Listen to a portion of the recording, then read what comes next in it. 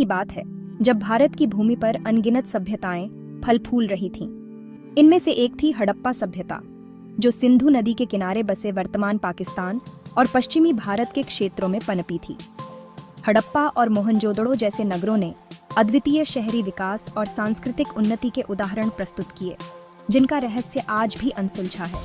यह कहानी उसी रहस्यमयी इतिहास के पन्नों को खोलने का प्रयास है। वर्ष 1921 में जब भारत पर ब्रिटिश राज का शासन था, पुरातत्वविद राखाल दास बनर्जी और दया राम साहनी ने एक महत्वपूर्ण खोज की। यह खोज सिंधु घाटी में स्थित हड़प्पा और मोहनजोदड़ो की प्राचीन सभ्यताओं से जुड़ी थी। उन पुरातत्वविदों को पता चला कि वे जिस धरती पर खुदाई कर रहे थे वह कोई साधारण भूमि नहीं थी। यह भूमि हजारों साल पुरानी सभ्यता के अवशेषों को अपने भीतर समेटे हुए थी। हड़प्पा की खोज ने इतिहासकारों को स्तब्ध कर दिया। इस सभ्यता का शहरी नियोजन, जल प्रबंधन और वास्तुकला अद्वितीय था। नगर में जल निकासी के पक्के नाले, ईंटों से बनी मकान और एक विशाल स्नानागार जैसी सुविधाएं थीं, जो उस समय के लिए अद्भुत मानी जाती हैं। यह सभ्यता कृषि, व्यापार और हस्तकला के क्षेत्र में भी अत्यंत उन्नत थी। हड़प्पा नगर का निर्माण बहुत ही सुव्यवस्थित ढंग से किया गया था। यहाँ के निवासी सभ्य और सुसंस्कृत थे। हर गली और मार्ग की योजना पहले से तैयार की गई थी ताकि यातायात सुगम हो सके। नगर में लोगों के लिए सार्वजनिक स्नानागार, कुएं और विशाल अनाज के गोदाम थे। लोग तांबे और कांसे के उपकरणों का इस्तेमाल करते थे, जो उस समय के तकनीकी विकास को दर्शाते थे। समय बीतता गया और हड़प्पा की सभ्यता अपनी चरम सीमा पर पहुंच गई। यहाँ के लोग कड़ी मेहनत करते थे और अपनी धरती से जुड़े थे। वे कृषि और व्यापार में निपुण थे। हड़प्पा का व्यापारिक नेटवर्क बहुत विस्तृत था, जो दूर दूर तक फैला हुआ था। वे अनाज, मसाले, कपड़ा और बर्तन जैसे वस्त्रों का व्यापार करते थे। उनकी मुद्राओं और मोहरों पर सुंदर नक्काशी होती थी, जो उनकी कला और संस्कृति का प्रतीक थी। लेकिन जैसे जैसे समय बीता, इस महान सभ्यता पर एक भयानक संकट मंडराने लगा।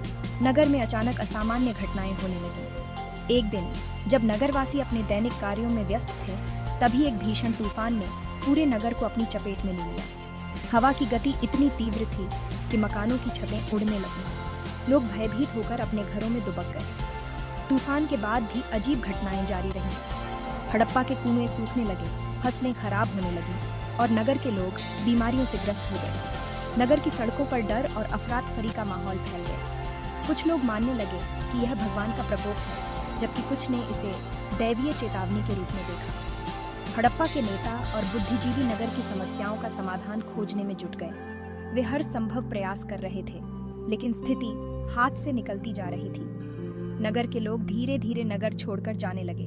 व्यापारिक मार्ग बंद हो गए और हड़प्पा का व्यापार ठप हो गया। नगर की आबादी कम होने लगी और जो लोग बचे थे वे भी कठिनाइयों का सामना करते रहे। समय के साथ हड़प्पा का नगर वीरान होने लगा। जो कभी जीवन और गतिविधियों से भरा हुआ था, वह अब खंडहरों में तब्दील हो चुका था। महान सभ्यता, जिसने हजारों वर्षों तक इस भूमि पर शासन किया, वह अब केवल इतिहास के पन्नों में सिमट कर रह गई थी। आज भी हड़प्पा और मोहनजोदड़ो की सभ्यताओं का रहस्य अनसुलझा है। पुरातत्वविद और इतिहासकार इस महान सभ्यता की गाथा को समझने का प्रयास कर रहे हैं, लेकिन इन नगरों के पतन का सही कारण आज तक कोई नहीं जान पाया। क्या यह प्राकृतिक आपदाओं का परिणाम था, या फिर किसी बाहरी आक्रमण का असर, या कोई और अज्ञात कारण? हड़प्पा और मोहनजोदड़ो की महान सभ्यताएं हमें यह सिखाती हैं कि समय का पहिया हमेशा आगे बढ़ता रहता है। हर सभ्यता का उत्थान और पतन होता है, और हमें इससे सीख लेते हुए अपनी सभ्यता को सुरक्षित रखने का प्रयास करना चाहिए। इस कहानी को सुनने के लिए धन्यवाद। अगर आपको हमारी कहानी पसंद आई हो तो कृपया हमारे चैनल कास्ट इमेजिन को सब्सक्राइब करें और बेल आइकन को दबाएं, ताकि आपको हमारी अगली कहानियों की जानकारी मिल सके। धन्यवाद।